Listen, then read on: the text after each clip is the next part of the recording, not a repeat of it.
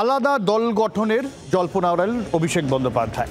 ঘনিষ্ঠ মহলে অভিষেক জানিয়েছেন যে যদি বিরোধ হয় রাজনীতি ছেড়ে দেবেন, অন্য কোনো দল বা আলাদা কোনো দল গঠনের কথা তিনি ভাবতেও পারেন না, এমনটাই অভিষেক বন্দ্যোপাধ্যায়ের মত। তিনি বলেছেন প্রয়োজনে রাজনীতি ছেড়ে দেবেন, নতুন কোনো দল গঠন বা অন্য দলে যোগ নয়।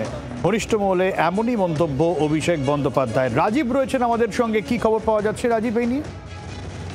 সবুজদি, দেখো, ঘনিষ্ঠ মহলে তৃণমূল কংগ্রেসের সর্বভারতীয় সাধারণ সম্পাদক অভিষেক বন্দ্যোপাধ্যায় তিনি আজ মন্তব্য করছেন যে তার দলে যেভাবে গোষ্ঠীদ্বন্দ্বের একটা তত্ত্ব সামনে আনা হচ্ছে সেটি অনেকটাই সংবাদ মাধ্যমের মস্তিষ্ক প্রসূত, এবং কোথাও আমরা যখন দেখেছি যে সর্বাধিনায়ক অভিষেক বন্দ্যোপাধ্যায়ের নেতৃত্বে লড়াই করতে চাইছেন দলের কোনো সংগঠনের কোনো নেতারা, বা কেউ মমতা বন্দ্যোপাধ্যায়কে নেত্রী করে অভিষেক বন্দ্যোপাধ্যায়ের ছবি তাতে রাখছেন, অর্থাৎ একটা যে গোষ্ঠী দ্বন্দ্বের তত্ত্ব খাড়া করার চেষ্টা করা হচ্ছে।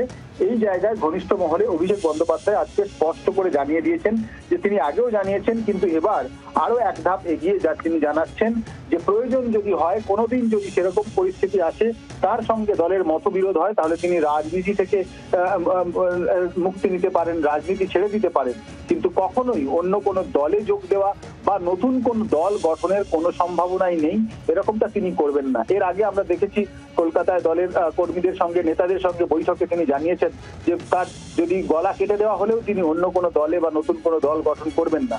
একই অবস্থান তিনি বজায় রাখছেন, তবে এবার এক ধাপ এগিয়ে তিনি বলেছেন যে যদি কোনোদিন সেরকম পরিস্থিতি হয় তাহলে তিনি দল ছেড়ে দিতে পারেন এবং রাজনীতি থেকে অবসর নিতে পারেন, রাজনীতি ছেড়ে দিতে পারেন, কিন্তু দলত্যাগ বা নতুন কোনো দল গঠনের জায়গায় কিন্তু অভিষেক বন্দ্যোপাধ্যায় যাবেন না, এমনটাই ঘনিষ্ঠ মহলে আজকে তিনি জানিয়েছেন। অনেক ধন্যবাদ।